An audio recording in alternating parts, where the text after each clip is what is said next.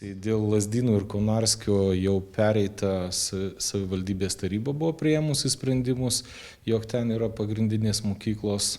Gali būti, kad nauja valdžia persigalvos, aš šitoj vietoj negaliu atsakyti, nors manau, kad stabilumo dėlė yra iš bendruomenėms, kad būtų aiškiau, tai neturėtų šitaip atsitikti. Priimti sprendimai, tiesiog turėtume neklaidinti bendruomenių, turėtų viskas būti ir ne šiandien tai yra aišku. Tai buvo aišku kur kas anksčiau. O Lelevelio mokykla yra besistengianti išlikti vidurinę kokiu nors būdu, o tas pasirinktas būdas yra inžinerinis ugdymas.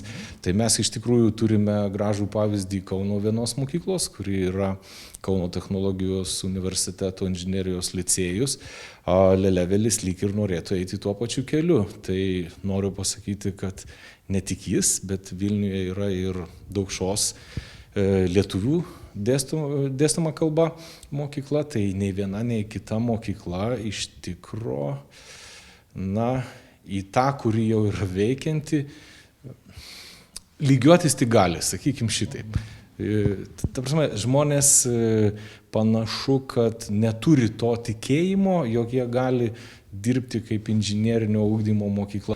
Tai pradedant kadrais ir baigiant įrangą, sakykim, ten yra, kol kas tik užuominos.